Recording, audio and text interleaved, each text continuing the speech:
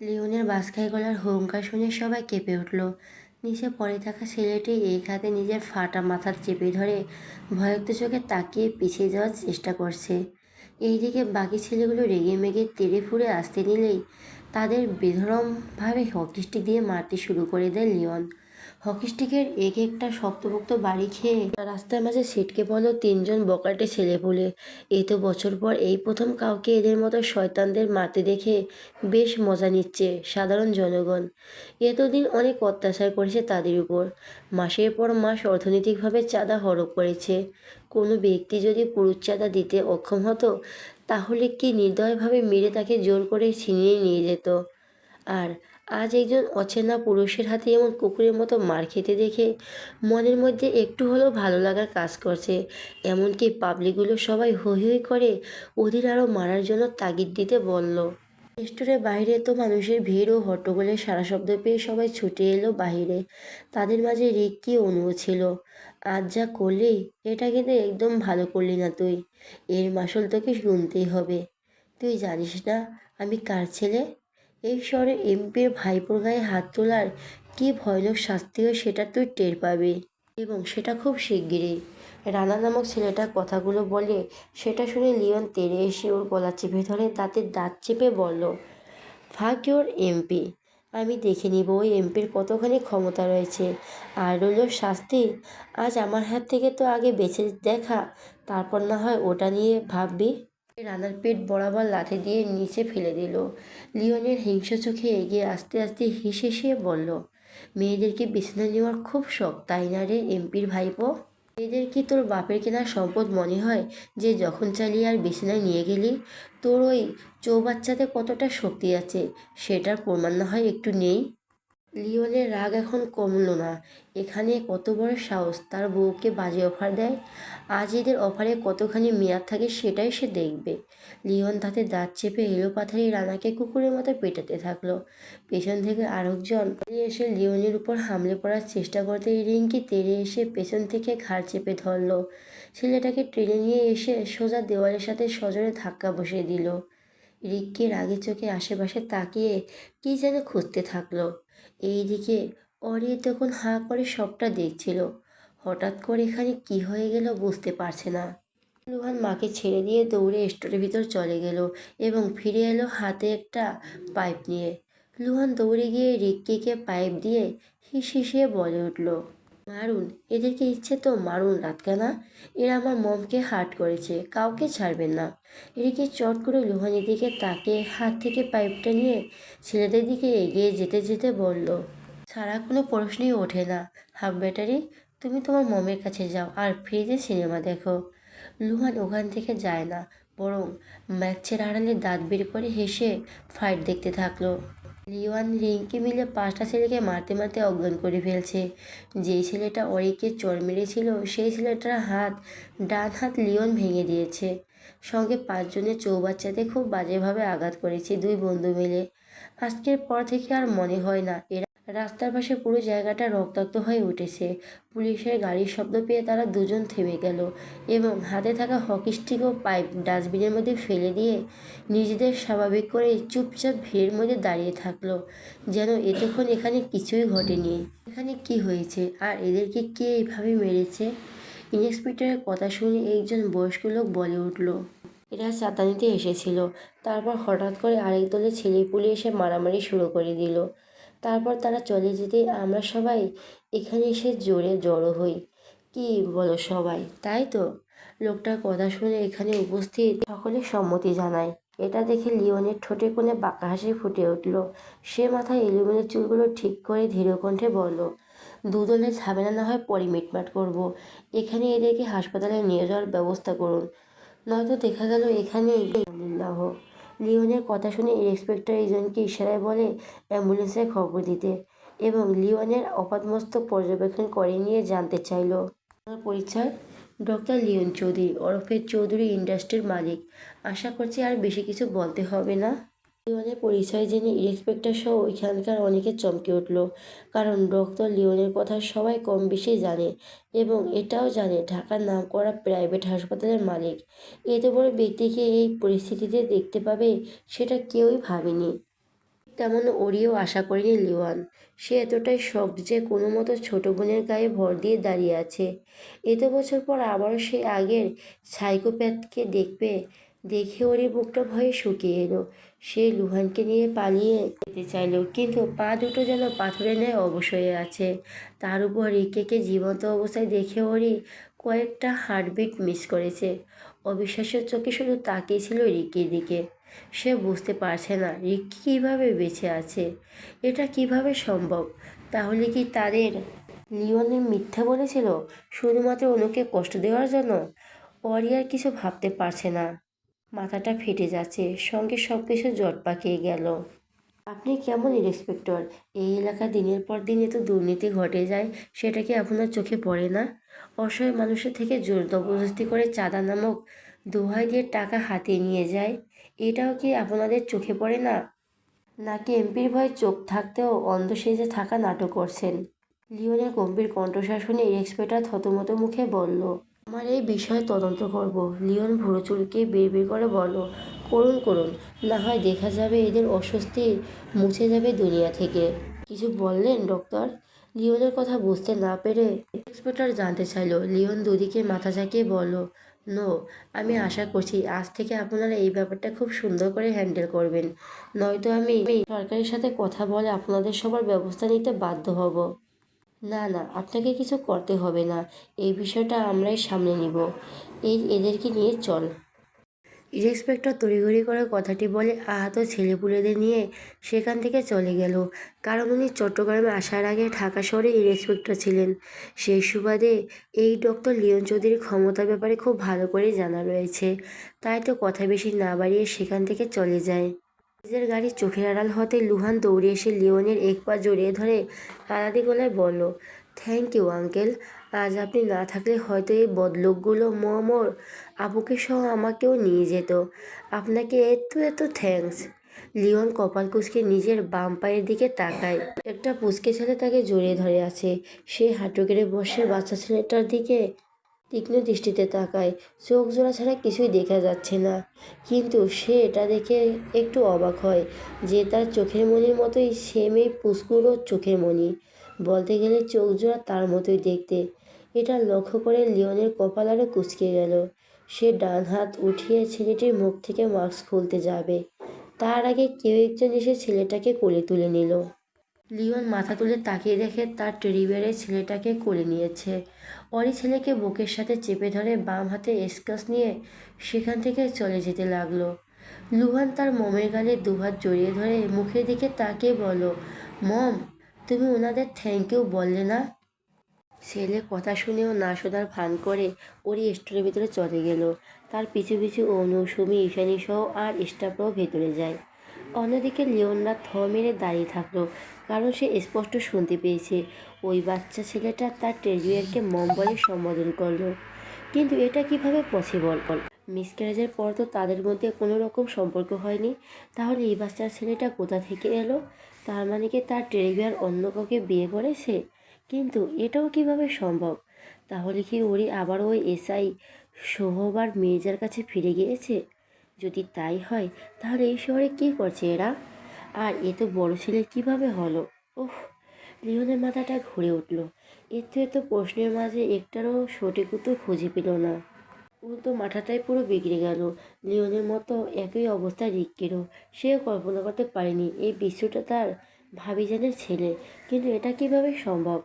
তা না হয় মিসক্যারেজ হয়েছিল। তাহলে এই ছেলেটা কোথা থেকে এলো? নাকি দত্তক নেওয়া? You R okay mom? Lujan ছলছল চোখে তার মমের লাল হয়ে যাওয়া বাম গালের দিকে তাকিয়ে আছে। মুখ থেকে মাস্কটা একটু নামিয়ে পরপর 5টা চুমু খেলো। অরির শুকনো যাওয়া মুখ একচিলতে হাসি ফুটে উঠল। সে লুহানের কপালে চুমু খেয়ে ধীর কণ্ঠে বলল, ইয়েস বেবি, আই অ্যাম ওকে। ওই ছেলেগুলো খুব পচা মম, খুব পচা। আমি যদি বড় হতাম তাহলে ওদের শেষ করে দিতাম। ওই শয়তানগুলোকে কত বড় সাহস আমার মমকে হার্ট করে! আমি বড় হলে কেউ তোমার দিকে তাকানোর সাহসটুকুও পাবে না, প্রমিস মম। আমিও তো ওই ভালো আঙ্কেলের মতো অনেক অনেক ফাইট শিখবো, তারপর তোমাদের সবাইকে আগলে রাখবো। লুহান তার মমের গলা জড়িয়ে ধরে মুখ গুজে কথাগুলো বলে। সে কথা শুনে অরি চমকে উঠল। একদম না অরণ্য, তুমি কখনো ওইসবের মধ্যে নিজেকে জড়াবে না। লুহান মাথা তুলে অরির মুখের দিকে তাকিয়ে জানতে চাইলো, তাহলে তোমাদের প্রোটেক্ট করবো কিভাবে মম? এইসব নিয়ে ভাবতে হবে না তোমার। আমাদের সবাইকে রক্ষা করার জন্য উপরে একজন রয়েছেন। সো ডোন্ট ওয়ারি মাই সান। অরির কথা শুনে লুহানের মুখটা চুপসে গেল। সেটা দেখে ওরি হেসে ছেলের লাল টকটকে ঠোঁটে শব্দ করে চুমো খেলো। ঠিক তখনই তার নজরে গেল গেটের দিকে। সেখানে দিয়ে লিওন ও রিক্কি ভেতরে আসছে। তাদের দেখে ওরি তড়িঘড়ি করে লুহানের মুখে মাস্ক তুলে দিল এবং অনির দিকে তাকিয়ে বলল, অরণ্য, নিঙ্কিকে নিয়ে তুই বাসায় যা, আমিও এই দিকটা সামনে নিয়ে আসছি। অন্য কিছু বলতে চেয়েও বড় বোনের রাগের লুক দেখে আবার বলার সাহস পেল না। সবাই দ্রুত লুহানকে কোলে নিয়ে সেখান থেকে চলে গেল। পরে কেরাস নিয়ে ধীরে ধীরে হেঁটে গিয়ে সব স্টাফদের ছুটি দিয়ে দেয়। এমনিতেই রাস্তার মন মেজাজ ঠিক নেই, তাই এখন স্টোর ওপেন রাখার কোনো মানেই হয় না। চোখের পলকে পুরো স্টোর ফাঁকা হয়ে গেল। এখন শুধু 3জন ব্যক্তি ছাড়া আর কেউই নেই স্টোরে। ওরই উল্টো দিকে ঘুরে চুপচাপ দাঁড়িয়ে আছে। লিওন রিঙ্কির দিকে তাকাতেই রিঙ্কি সেখান থেকে চলে গেল। লিওন ওরই পেছনে এসে দাঁড়ায় এবং খুব ধীরে ডেকে উঠল। এত বছর পর ডাকটি শুনে ওরই চোখ দুটো বন্ধ করে নিল। লিওন আবারও জিজ্ঞেস করলো, কেমন আছিস? অরি জোরে নিঃশ্বাস ফেলে স্বাভাবিক গলায় বলল, জি আলহামদুলিল্লাহ, খুব ভালো আছি। সেই চিরচেনা প্রিয় মানুষটির কণ্ঠস্বর শুনে লিওন ঠোঁট কামড়ে ধরে চোখ দুটো বন্ধ করে নিল। অনুভব করতে পারছে তার হার্টবিট অস্বাভাবিক হয়ে গেছে। সে ওইভাবেই অসহায় কণ্ঠে বিড়বিড় করে বলল, আমি যে ভালো নেই টেডি বিয়ার, একটুও ভালো নেই তোকে ছাড়া। প্লিজ আমার কাছে আয় না ফিরে। অরি পেছনে ফিরে তাকায় এবং কাট কাট গলায় বলে, সম্ভব নয়।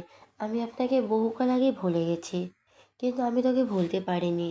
প্রতিটি দিন প্রতিটি মুহূর্ত তোকে অনুভব করার চেষ্টা করছি। আমি যে আর পারছি না তোকে ছাড়া থাকতে। সেটা একান্তই আপনার সমস্যা মিস্টার চৌধুরী। অরির শক্ত গলার বলা কথাটি শুনে লিওন কয়েক পা পিছিয়ে এসে জিজ্ঞেস করলো, কে ওই বাচ্চা, কার সন্তান? আমার সন্তান। অরির মুখে আমার সন্তান বলা বাক্যটি শুনে লিওনের পা জোড়া থমকে গেল।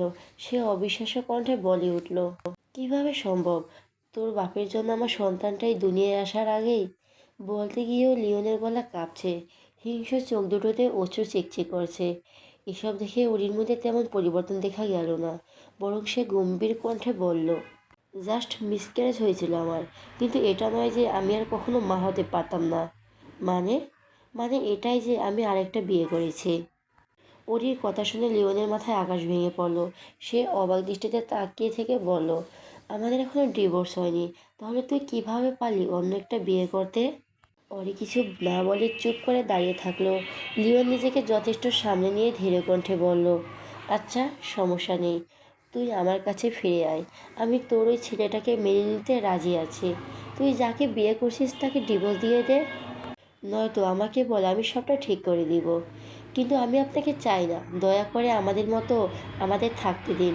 আর আমি অতীতে ফিরে যেতে চাই না, প্লিজ লিভ মি অ্যালোন। ওরি এক প্রকার চিল্লিয়ে কথাগুলো বলে। লিওন এগিয়ে এসে চট করে ওরিকে শক্ত করে জড়িয়ে ধরল।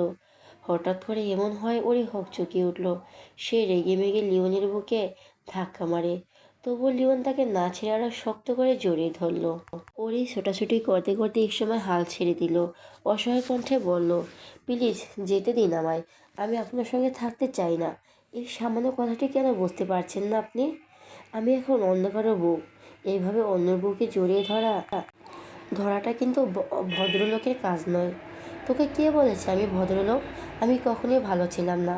তোকে পাওয়ার জন্য যদি আবার অভদ্র হতে হয় আমায়, তাহলে সেটাই সই। আপনি কিন্তু এখন লিমিট ক্রস করছেন। তোর জন্য ভালো আর কেউ জানে না আমি কেমন। বিশ্বাস কর, আমি নিজেকে চেঞ্জ করেছি। আমি আর আগের মতো খারাপ নেই টেডি বিয়ার। সেটা নমুনা দেখছি আপনি কেমন ভালো হয়েছেন। লিওন ওরিকে চট করে ছেড়ে দিল এবং ওরি থেকে কিছুটা দূরে দূরত্ব বজায় রেখে বিচলিত কণ্ঠে বলল, sorry, I am sorry teddy bear. Please আমায় ভুল বুঝিস না। ওকে আমি তোর কাছে যাব না। তুই যা যা বলবি সব শুনবো। তোর কথায় খেলাপে এই লিওন চৌধুরী আর কখনোই করবি না। তবুও তুই অতীত ভুলে আমার কাছে ফিরে আয়। এছাড়া আর কিছুই চাই না আমি। আর আর আর তুই একটা বাচ্চার মা কেন? 100টা বাচ্চার মা হলে আমার সমস্যা নেই। তোর ছেলেকে আমি নিজের সন্তান হিসেবে মেনে নিব। ওকে অনেক অনেক ভালোবাসা দেব। তবুও তুই আমার জীবনে ফিরে আয় প্লিজ। লিমন কথাগুলো শুনতে ওরই মন নরম হইল না, বরং সে মুখ ফিরিয়ে নিয়ে বলল, বলা শেষ, এখন আপনি যেতে পারেন। আমার জন্য আমার স্বামী অপেক্ষা করছে। ভালোবাসার মানুষটির মুখ থেকে এমন ধরনের কথা শুনে লিওনের নিঃশ্বাসটা ভারী হয়ে এলো। সে ওরির সামনে হাঁটু ভেঙে ধপ করে বসে পড়ল। অন্তঃপর মাথা নিচু করে অসহায় কণ্ঠে বলে উঠল, অতীতের জন্য সরি। আমি খুব সরি টেরি বিয়ার। প্লিজ তুই আমাকে ক্ষমা করে দে। আমি কথা দিচ্ছি আর তোকে কখনো হার্ট করবো না। লাইফে অনেক কিছু হারিয়েছে, কিন্তু এখন তোকে পেয়ে আবার হারিয়ে ফেলার ক্ষমতা নেই আমার। তুই আমাকে নিজ হাতে শাস্তি দে, তবুও এই শাস্তিটা দিস না আমায়। আমি যা সহ্য করতে পারবো না। মৃত্যুর আগে আসামিদের শেষ ইচ্ছে পূরণ করা হয়, আর আমিও তো তোর কাছে একজন আসামি। এই জঘন্য মানুষটার শেষ ইচ্ছেটা না হয় পূরণ করে দে। লাইফে আর কোনো কিছু চাইবো না। চোর ডাকাতদেরও তো একবার সুযোগ দেওয়া হয় নিজের ভুলগুলি শুধরে নেওয়ার জন্য, কিন্তু তুই আমাকে সেই সুযোগটা পর্যন্ত দিলি না। এই ছয়টা বছর আমি কিভাবে নিজের সঙ্গে যুদ্ধ করে কাটিয়েছি সেটা আমি জানি। তোর কাছে আমার ভালোবাসা ভিক্ষে চাইছি। অরি, প্লিজ আর একটিবার তোকে ভালোবাসার সুযোগ দে। আই প্রমিস তোকে নিরাশ করব না। তোর থেকে এই দূরত্ব আমাকে বুঝিয়ে দিয়েছে আমি ঠিক কতটা তোকে ভালোবাসি। হ্যাঁ, আমি তোকে ভালোবাসি মিসেস আরিয়ানা চৌধুরী। হয়তো নিজের থেকেও বেশি তোকে ভালোবাসি। তাই তোর কাছে আমি রিকোয়েস্ট করছি, প্লিজ একবার, জাস্ট একবার মেনে নে আমায়। আমি পৃথিবীর সবচেয়ে ভালো স্বামী হতে না পারলেও একজন ভালো জীবনসঙ্গী হয়ে দেখাবো। আমি যে তোকে ছাড়া বড্ড অসহায়। এই শেষবারের মতো কি আমাকে ক্ষমা করে দেওয়া যায় না টেরি বিয়ার? স্টোরের ভেতরে পিনপিনি নীরবতা ছেয়ে আছে। বাহির থেকে শুধু লোকজনের কোলাহল, মৃদুস্বরে আওয়াজ ভেসে আসছে। সাপের দেওয়ালের মাঝে বড় ঘড়ি কাঁটা 12টা পেরিয়ে একটা ঘরে ছুঁই ছুঁই। লিওন এখনো ফোনের হাঁটু গেড়ে বসে রয়েছে। তার লাল হয়ে যাওয়া গাঢ় বাদামি মনের আঁখি জোড়া সামনে দাঁড়িয়ে থাকা প্রাপ্তবয়স্ক নারীর উপর নিবদ্ধ। অনেক নির্লিপ্ত ভঙ্গিতে চুপচাপ দাঁড়িয়ে আছে। লিওনের বলা প্রতিটি কথা তাকে ভাবাচ্ছে। সে না চাইলেও ভাবতে বাধ্য হচ্ছে। এখন কী জবাব দেওয়া উচিত সেটাই বুঝতে পারছে না। অরি কিছু সময় চুপ থেকে ভেবে নিল কী বলবে সে। মনের মাঝে চেপে রাখা কথাগুলো বলার জন্য প্রস্তুত নিতেই তার ফোনটা বিকট শব্দে বেজে উঠল। অরি ভাবনার জগৎ থেকে বের হয়ে টেবিলের উপর থেকে ফোনটা তুলে হাতে নিতে স্ক্রিনে ভেসে উঠল অনুর নাম্বার। অরি দ্রুত কলটা রিসিভ করে কানে ধরে এবং অনুর বলা কথাগুলো শুনে চমকে উঠে চিল্লিয়ে বলল, হোয়াট? এত কিছু হয়ে গেছে আর তুই কি না এখন আমায় ফোন দিয়ে জানাচ্ছিস ও ঠিক আছে তো? ডক্টরকে জানিয়েছিস? বেশি সিরিয়াস কিছু হলে এই মুহূর্তে ওকে নিয়ে হাসপাতালে যা, আমি এখনই আসতেছি। অরির বিচলিত কণ্ঠে কথাগুলো শুনে ওপর প্রাপ্ত থেকে অনু ধীরে গলায় বলে উঠল, রিল্যাক্স আপু, লু এখানে একদম ঠিক আছে, তুমি চিন্তা করো না। আর ও রেগুলার ডক্টর এসে চেক আপ করে গিয়েছে, সঙ্গে কিছু ওষুধও অ্যাড করে দিয়েছে। ও তোমাকে ছাড়া ঘুমাতে চাচ্ছে না, তাই একটু জলদি আসার চেষ্টা করো, নয়তো দেখা গেল তোমার ছেলে আমাকে তোমার কাছে পাঠিয়ে দিল। ছেলে সুস্থ আছে জেনে পরই জোরে নিঃশ্বাস পেল। এক মুহূর্তের জন্য তার হার্টবিট থেমে গিয়েছিল। নিজেকে কোনো মতে সামনে নিয়ে শান্ত গলায় বলল, ওকে বল আমি আসছি। ঠিক আছে আপু, তুমি দেখে শুনে সাবধানে এসো। পরে কিছু না বলে কল কেটে দিল। নিজের ব্যাগটে ফোনটা তুলে কাঁধে নিয়ে লিওনের উদ্দেশ্যে বলল, আপনি তো জানেন আমি অত দয়ালু না, খুব স্বার্থপর একটা মেয়ে, তাই আমার কাছে সুযোগের দাবি করবেন না। আমি এটা এখন দিতে পারবো না, দুঃখিত। কথাগুলো বলে ওরই ক্রাশ নিয়ে ধীরে পায়ে গেটের দিকে এগিয়ে যেতে লাগলো। ঠিক তখনই লিওন উঠে দাঁড়িয়ে তার হাতের বাহু চেপে ধরলো। ওরই কপাল কুঁচকে পিছনে ঘাড় ঘুরিয়ে তাকায়। লিওন এক পলক তার বাঁ পায়ের দিকে তাকিয়ে জিজ্ঞেস করলো, পায়ে কি হয়েছে? 1 মাস আগে কার অ্যাক্সিডেন্টে আঘাত পেয়েছি, এখন ছাড়ুন আমায়। অরির কথা শুনে লিওন চমকে উঠল। তার মুখে কিছু না বলে হুট করে অরির বাম হাত থেকে ক্রস কেড়ে নিল। এতে অরি চমকে উঠে নিজের ব্যালেন্স হারিয়ে পড়ে যেতে নিলে লিওন তাকে কাঁধে তুলে নিল এবং এক হাতে ক্রস নিয়ে হনহন করে সামনের দিকে এগিয়ে যেতে লাগলো। এসব কি হচ্ছে কি? ছাড়ুন আমায়, লোকে দেখলে কি বলবে কি? অরি ছটফট করতে করতে চিল্লিয়ে কথাগুলো বলে। সেগুলো শুনে লিওন গম্ভীর কণ্ঠে বলে, লোকে কি বললো না বললো আই ডোন্ট কেয়ার। তোর আমি এক্স হাজব্যান্ড হলেও কিন্তু তুই আমার একমাত্র ওয়াইফ, সো এইটুকুই করতেই পারি আমি। লিওনের কথা শুনে ওরি রেগে গিয়ে বলল, জানোয়ার। লিওন আদৌ শুনল কিনা কে জানে। সে নিজের মতো করে হেঁটে স্টোর থেকে বেরিয়ে এলো। গেটের কাছে রিংকে দাঁড়িয়ে গেল। নিকোটিনের ধোঁয়া উড়াচ্ছিল। হঠাৎ করে এই দৃশ্যটা দেখে চোখ জোড়ো বড় বড় হয়ে গেল। সঙ্গে হাত থেকে আধ খাওয়া সিগারেটটা নিচে পড়ে যায়। লিওন ওরিকে নিয়ে সোজা নিজেদের গাড়ির সামনে এলো। ডোর খুলে ব্যাক সিটের নিচে ক্রাচ রেখে ওরিকে বসিয়ে দিয়ে আবারও ডোর লক করে দিল। রিকি দেখে তাকে স্টোরের দিকে ইশারা করে বলল, স্টোরের গেট বন্ধ করে আয়। রিকি সামান্য মাথা নাড়িয়ে স্টোরের গেট ভালো করে লক করে দিল। সিকিউরিটি গার্ডকে এক্সট্রা কিছু টাকা দিয়ে গাড়ির দিকে এগিয়ে এলো। ওরই গাড়ির ভেতর থেকে একটা চিল্লাফেলা করছে। সে ভাবছে এই লোকটা নিশ্চয়ই তাকে অন্য কোথাও নিয়ে যাবে, হয়তো আবার আগের মতো বন্দি করে রাখবে। বিষাক্ত অতীতের দৃশ্যগুলো মনে হতে ওরই কেঁদে উঠল। সে আর ওরই অতীতে ফিরে যেতে চায় না। তার এই ছোট্ট দুনিয়াতে সে খুব ভালো ছিল। তাহলে কেন আবারও সেই জঘন্য অতীতে রিপিট হওয়ার চেষ্টা করছে? এই লোকটা না কিছুক্ষণ আগে বলল উনি ভালো হয়ে গেছেন। তাহলে কি এই ভালো হওয়ার নমুনা? এইভাবে মরার মতো কাঁদছিস কেন? কি ড্রাইভিং সিটে এসে বসেছে এবং লিওন তার পাশের সিটে এসে বসেছে। সিট বেল্ট বেঁধে ঘাড় ঘুরিয়ে পেছনের দিকে সিটে ওরিকে কাঁদতে দেখে বিরক্তকর কণ্ঠে বলে উঠল বাক্যগুলো। ওরি ভয়ক্ত চোখে কি রিনরিনিয়ে বলল, প্লিজ আমাকে কোথাও নিয়ে যাবেন না। আমার ছেলেটা যে অসুস্থ, আর ও আমাকে ছাড়া রাতে ঘুমাতে পারে না। লিওন নিজের সিট মাথায় এলিয়ে দিয়ে বিড়বিড় করে বলল, তোর ছেলে দেখছি আমার স্বভাব পেয়েছে। আমি যেমন তোকে ছাড়া থাকতে পারি না, তোর ছেলেটাও তেমন হয়েছে। লিওন একটু থেমে আবারও বলল, ভয় পাস না, তোকে আমি কোথাও নিয়ে যাচ্ছি না। তুই তোর বাড়ির লোকেশন রিঙ্কিকে বল, ও নিয়ে যাবে নি ওখানে। আর তুই ভাবলি কিভাবে আমি তোকে এত রাতে একা একা যেতে দিব?